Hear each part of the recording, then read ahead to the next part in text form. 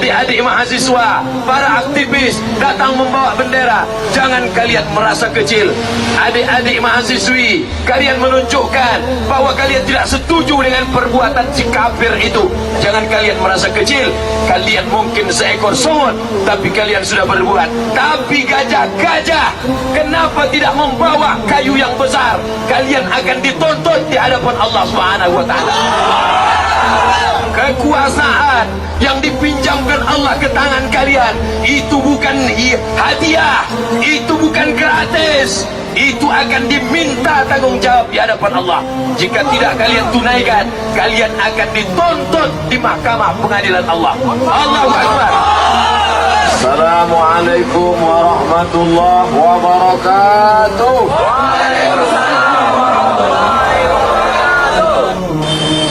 Segala amal yang baik tidak diterima Allah kalau tidak dengan hamdalah. Semua jerih payah, titik penuh keringat kita pagi ini akan bernilai ibadah. Bapak-bapak polisi yang mengawal kita pagi ini, kalau dia niat itu karena Allah, maka itu pun akan bernilai ibadah. Maka kita awali dengan Alhamdulillahi Rabbil Alamin. Semua majlis kalau tidak disebut salawat di dalamnya, maka majlis itu majlis bangkai. Maka kita tak ingin majlis ini menjadi majlis bangkai.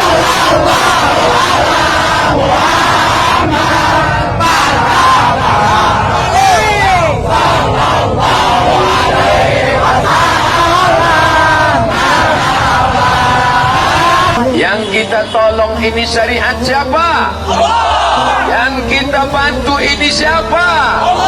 Tapi Allah tak perlu bantuan kita. Allah Maha Kuasa. Yang kita tolong ini adalah diri kita sendiri. Suara yang menggelegar pagi ini akan diganti Allah dengan surga Jannatul Naim. Semua yang bertungkus lumus, bersusah payah, datang dari tempat yang jauh, mengusahakan acara ini, semua bernilai amal soleh. Ibadah bukan hanya puasa sunat, ibadah bukan hanya salat berjamaah. Menegakkan kebenaran adalah ibadah. Pagi ini kita sedang menegakkan apa? Yang kita tegakkan adalah kebenaran, supaya syiar tetap tegak di atas bumi Allah. Allahu Akbar. Negeri ini merdeka atas teriakan. Bung Tomo berteriak di Surabaya. Apa yang diteriakannya? Panglima Besar Jenderal Sudirman dalam keadaan demam karena penyakit malaria di tengah hutan. Apa yang diteriakannya? Negeri ini merdeka pada tanggal 17 Agustus. Jangan lupa itu terjadi pada tanggal 9 Ramadan. Yang mengibarkan bendera itu dalam keadaan puasa. Setelah bendera dikibarkan, Presiden Soekarno mengangkat tangan berdoa kepada Allah. Apa yang mereka teriakkan? Maka pada hari ini mereka yang menghinakan Allah, menghinakan Al-Quran, mereka tidak layak tegak, mereka tidak layak bernafas di atas muka bumi Allah. Allahu Akbar. Orang Makassar, kalau ada adik perempuannya diusik oleh laki-laki hanya sekedar merusak kehormatannya, dia akan panggil laki-laki itu, dia akan berikan badik, dia akan berikan. Kalau engkau tidak sanggup membunuhnya, tidak menghabisi nyawanya, kau jangan pulang ke kampung ini sebagai laki-laki. Kita negara hukum, kita negara yang mendukung hukum negara. Ada KUHP, kita tidak akan berteriak dengan slogan kekerasan tanpa hukum. Saya tidak akan mengambil badik memberikan kepada laki-laki, kau tikam dia, tidak, karena kita percaya kepada hukum. Yang kita tuntut adalah tegakkan hukum yang sudah kita tegakkan bersama konstitusi negara. Allahu Akbar. Tegakkan, tegakkan tegakkan hukum ini. Jangan hanya berlaku pada orang tua yang memotong batang kayu di depan halaman rumahnya, dipenjara sekian tahun. Tapi ini yang sudah menodai hukum Allah, menodai syariat Rasulullah, menodai Al-Quran. Wajib negeri ini menegakkan hukum. Kalau tidak, maka kita adalah pengkhianat konstitusi Pancasila, pengkhianat KUHP. Kita akan dituntut di hadapan Allah Subhanahu wa ta'ala. Bapak-bapak polisi yang ada di Polri, bapak polisi yang ada di Polda sudah menerima laporan. Mereka yang menindak dengan tegas, mereka yang menindak ini dengan cepat, kita doakan supaya panjang umurnya, diberikan dia husnul khatimah. Mereka yang berkuasa itu akan pensiun. Setelah pensiun mereka akan mati. Yang mereka tinggalkan adalah amal soleh. Apa amal soleh polisi? Apa amal soleh jaksa? Ketika dia sanggup menolong agama Allah Subhanahu wa ta'ala. Kita doakan supaya mereka istiqomah dalam agama Islam. Kita doakan anak cucu mereka menjadi orang-orang yang menegakkan syariat Allah. Tapi kalau mereka khianati doa ini, maka Allah akan mencabut nyawa mereka dalam keadaan su'ul khatimah. Kita semua yang hadir ini mendoakan orang-orang yang menegakkan hukum demi membela syariat Allah Subhanahu wa ta'ala. Allahu Akbar.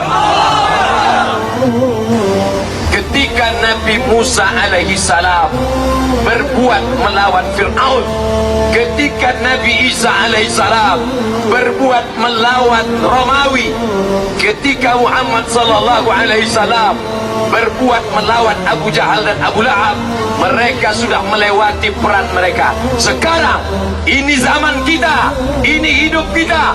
Apa yang kita buat sekarang? Allah Akbar. Apa yang kita lakukan sekarang? Allah. Maka berbuatlah seperti yang apa ada dalam tangannya. Seekor semut membawa sebutir gula, bawa.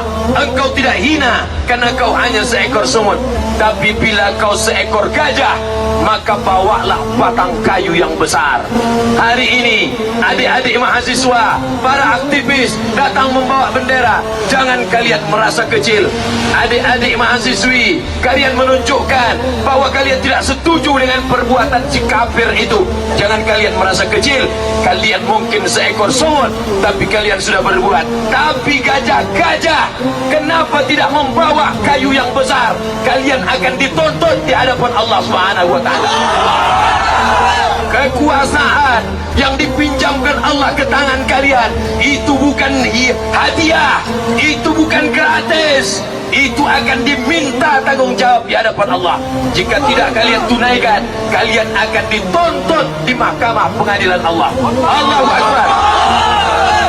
As-sakitu anil haq, orang yang diam ketika Quran diinjak, orang yang diam ketika syariat Nabi Muhammad ditindas.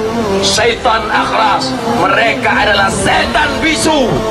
Apa mereka itu? Setan bisu. Mereka setan bisu.